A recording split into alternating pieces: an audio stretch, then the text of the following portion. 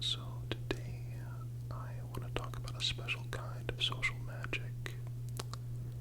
How to ask what might sound like rude or intrusive questions in a way that actually comes off as warm, curious, and even kind. We're not changing the content of the question. You still want to know when your guest is heading home. You still want to find out how old someone is, or whether they're dating anyone, or why in the world they made a particular choice. But we're going to see if we can help navigate these conversational landmines a little more delicately. One classic offender is, so when are you leaving? Now that might be a perfectly practical question, especially if you're coordinating rides or planning to collapse on the couch as soon as the house is empty. But that phrasing, it has all the subtlety of a fire alarm. It makes people feel like their welcome's expired and that the party's over. Instead, consider, hey, how long can you stay? Same intention, totally different vibe. The former sounds like an eviction notice. The latter sounds like an invitation. You're still asking about timing, but you've couched it in appreciation. You're implying, I'd like you to be here longer. How long do I get you? And people feel that. This principle applies almost everywhere. Consider, how old are you? Question that's either innocent or insulting, depending on who's asking and who's being asked. Instead of going in with the verbal crowbar, try, you've got such a youthful energy. Do you mind if I ask how old you are? That gives the person an out. It shows that you're aware it's a delicate topic, and it offers a compliment up front. Suddenly, you're not an interrogator. You're just a curious admirer. What about, so are you seeing anyone? Now, you might be genuinely interested. You might just be looking for small talk. But this one, it can feel like pressure, judgment, or prying. A softer approach might be, I always love hearing about people's lives, any new connections or stories in your world lately. Or even, I hope you've got people around to make you smile. Anyone special lighting up your days lately? These are open-ended. They don't assume a romantic partner exists. And they give the person room to take the question wherever they want. Toward friendships, dating, or simply just stories about their week. Then there's, why'd you do that? A phrase that manages to sound both accusatory and condescending in 4 little words. Instead of firing it off like a bullet, try curiosity with care. That's interesting. What made you choose that route? Or, I wouldn't have thought of that. What was your thinking behind it? The shift here is simple. Don't sound like you're second guessing. Sound like you want to understand. Because, in all honesty, most people do like to talk about their choices, just not when they feel like they're being judged for them. Even logistical questions can benefit from this treatment. Asking, do you really need that? When someone's about to buy or bring something along can come off as challenging or dismissive. But are you thinking you'll use that a lot?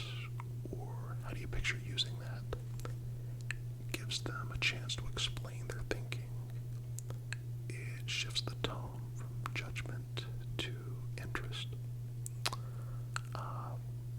let's talk about weight.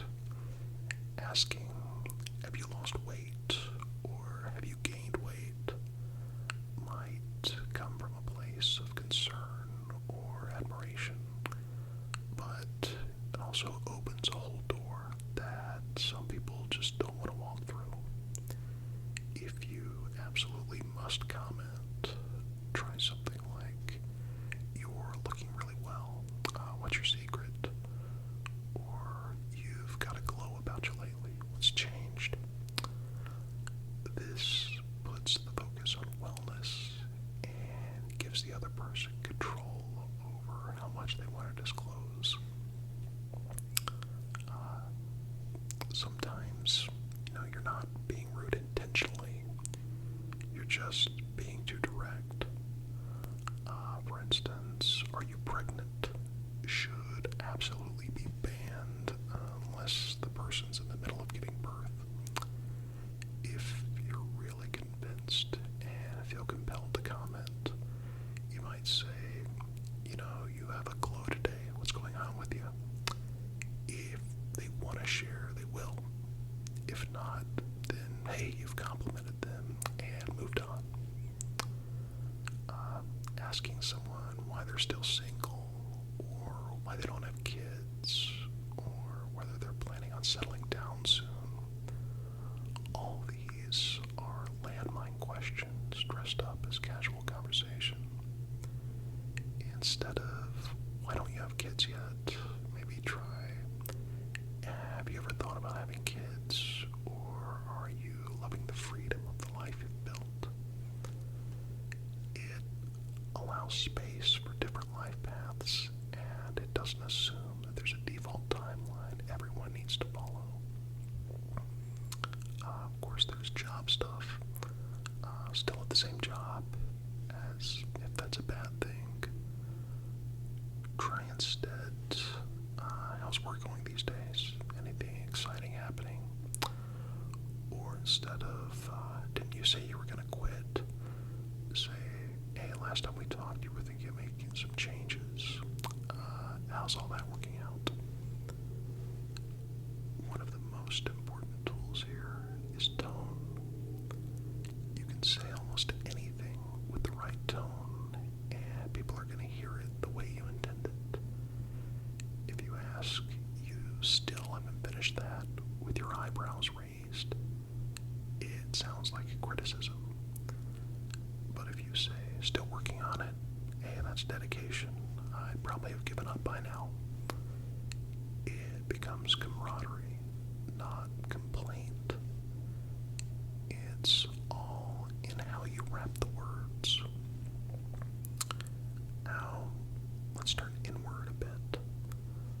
Sometimes we want to offer advice or correction, but it comes out more like an attack. Instead of, "You're doing it wrong," try, "Mind if I show you a trick I learned that made it easier for me?" Instead of, "That doesn't make sense," try, "I don't think I'm following. Can you walk me through your thinking?" That way you're not making the other person feel stupid. You're showing them respect while inviting clarity. Even mundane things like, "Did you wash your hands?" can feel accusatory depending on the context. In a softer world, you might say, "Soap smells nice. What are you using these days?" Or, "Hey, I just washed up. You want to clean up before we eat?" It makes the same point, but now you're inviting instead of policing. Another subtle tip: instead of putting someone on the spot, try putting the question on the spot. So instead of, "Why haven't you responded to my text?" which immediately sounds hurt or angry, you might say, "I was wondering if my messages came through all right. Sometimes they get buried. You're shifting the blame to technology or to circumstance. You're giving them a soft place to land, even if they did just ignore you. Now, look, none of this is about being fake or walking on eggshells. It's just about being kind. It's about creating a conversational space where people don't feel like they're under a microscope or a spotlight, but like they're on a couch with a friend. The best questions are those that invite openness without demanding it. They express curiosity without judgment. They recognize that words are tools, and the better we use them, the smoother our relationships become. So, next time your mouth is halfway through saying something that might land a little harder than you intended, just take a breath. Think about the question beneath the question. Ask yourself, is there a gentler way to say this that still gives me the answer I need? And then try that. Because, let's face it, we're all clumsy sometimes.